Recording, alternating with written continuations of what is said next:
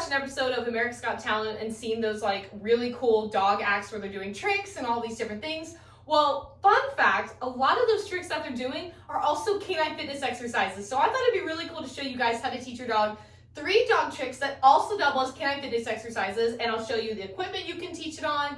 I'll tell you about the benefits of them and much more. So my name's Caitlin, by the way. This is my dog, Annie, and welcome to my channel. I share enrichment ideas, canine fitness, and product reviews. So if any of that sounds really cool to you and you're interested in learning more about it, make sure to hit that subscribe button because I share awesome content like that every single week, and I'm excited that you're here. So the first trick I want to show you guys is probably like a classic, and this is like prime time dog acts on television, and that is pivoting. And that is where your dog is putting their front feet on an object and they're literally circling around it. And he's like, I can do that. And it's a really cool dog trick that is fun to show all your friends and family. But here's how it's a canine fitness exercise. When your dog has their front feet on an object, they're stabilizing themselves and their shoulders to stand in that position, right? Well, then as they're circling around, they're actually adducting and abducting their hips and their quads and all of that, and they're going around in a circle. So they're strengthening the rear, they're stabilizing the shoulders, and also too, when their front feet are elevated and they're back and they're kind of shifting their weight back a little bit, that's also strengthening the hind end too, because fun fact, dogs carry 60% of their weight in the front. Their chest and their head are the heaviest parts of their body. It's just how they're built. And so there's not as much strength usually in the rear, and we have to strengthen that. So pivoting is a really great exercise and dog trick to do it. So the equipment I'm going to use in this video is the FitPaws balance disc. This is the smallest size. This is a piece of unstable equipment. This is one of the inflatable platforms that they have. When you're teaching this for the first time, I do not recommend doing this or using this. I'm just using this because the object I'm about to tell you, I can't find in my training closet. If you have a dog that's about like 85 pounds and under, like a Labrador or something like that, the Tractor Supply feed tub is fantastic, like you'd give to like a cow or a horse. They have a larger one and a smaller one. You can start on a larger one if your dog's never been on like a surface like that, and then work your way to the smaller one. That's what I have. I had both, but I use the smaller one. And you want something stable. So if you don't want to get that, or you have like a dog bowl or like a book that doesn't have a slippery surface to it, or say it does and you have like an old yoga mat, you can cut up a piece of that and put it on top. You want something stable that has a surface that they're not going to slide off of as they're turning around. That's what you want. I'm going to use this just because Annie's a pro, and this is a great little exercise for her to do for you guys as well. So again, we're going to put the FitPaws balance disc on the ground, and how you're going to teach this, here, I want to make sure I can see it. Come here, Annie. Okay, I want to make sure you guys can see it. I have this like as far back as possible, but if I go any further, you guys are not going to be able to like see like the actual thing. So what you're going to do first, or a prerequisite technically for this, is what's called front paw targeting. Annie, paws up. And that's when your dog puts their front feet on an object. She's already trying to do it because she just knows. Their front feet on an object. Just want her to stay still for a second. I don't know if that's possible. There we go. Front feet are on an object. They have a neutral spine. Their feet are directly under their shoulders, flat back, head in a neutral head position, and feet hip width distance apart. I couldn't speak. So that is a prerequisite for this, and they need to be able to do it on stable equipment. And you can try like a couple different surfaces just to build the confidence. So once your dog has that, you go up in the front paw targeting position. Now granted, she's gonna start moving she knows how to move off my body pressure. Some dogs are really good at that. Some dogs need a little more of a push. My dog Diesel, sometimes I walk in him a little bit more and I never have to do that with Annie. But when you're teaching this for the first time, what you're gonna do, I'm gonna try to hold her for a second. Paws up, wait. I don't think that's possible. Paws up. I'm just gonna have to explain it to you. You're gonna try to be next to your dog, like how I am here.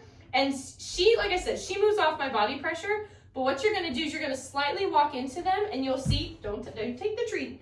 Slowly walk into them, and they're going to move away from you. Now granted, I would like to be that close to her, but again, she moves right off of me. But did you get the concept, right? You're kind of walking into them. I don't want you shoving your body into your dog. I don't want that. If there's a slight like touch or slight pressure, that's totally fine. Because sometimes our dogs aren't really understanding, why is my owner walking into me? But if you do the slightest bit, like, no, hey, scoot over a little bit, they'll be like, oh, that's all you want? Okay, cool, bro, let's go. You know what I mean? So it's a great way to kind of teach them that. And what the goal here is you have them do one step. She just did 5 because she's all the way over there. She should be here. And after each step, reward, pause it, yes, circle, and then tell them off, and then repeat in the other direction. You want to only go for a couple steps in each direction as you're teaching this. I want to have her just sit. Couple steps in each direction as you're teaching this.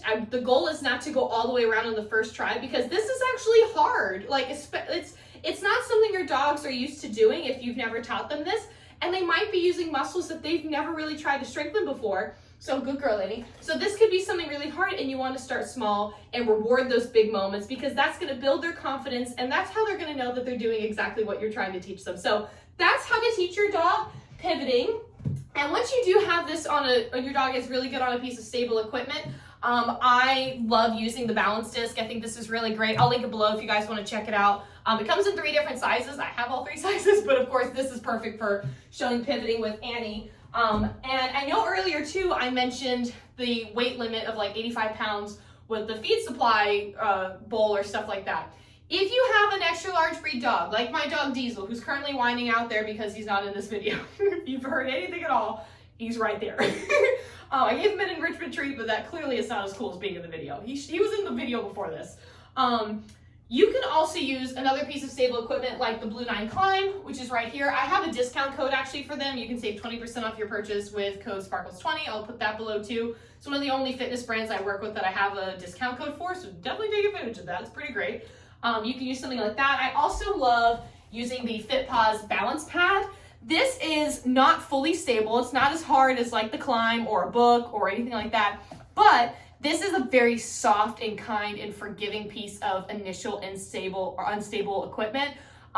It's not something that's gonna ask your dog to do this huge bit of challenge, and it's something where when they're just learning to take a couple of steps, it's really great. And I use this with Diesel because he's so big and starting out, it gave him a lot of room to kind of figure it out and have room for error if he needed it. So that's just like a pro tip that I like to do, and I found with my dogs, and that's pivoting. So dog trick number 2 is one that we also probably have taught our dogs, or you may already know, and I want to tell you why it's a canine fitness exercise and one way you can level it up to make it really cool using what I just put behind me. So the next trick is spin and flip. That's when your dog goes in a circle to the left and to the right, and it's so easy to teach your dog this. You're going to want to grab a treat, and we're doing this just on the ground, and you're going to basically lure them, she's a pro at this too, lure them in a circle, and then you're going to go the other way back around. Now, what I always like to do is just work in one direction first, really gain some confidence there, and then you can start to add either a hand signal, verbal cue, or both. Annie spin, yes. And then Annie flip, yes. And I don't know if you noticed, but whenever I do this, I actually like to end back into a straight position. The reason why is because if you watch her, when you spin around, see how sometimes if you keep the head, or if you put the head too low or something like that, her back can actually kind of scrunch in, or even as she's doing this, her back stays scrunched. I want to end in a nice flat position so her back is stretching out afterwards. So what this does, how it's also a canine fitness exercise, is it's creating that flexibility and mobility in their spine.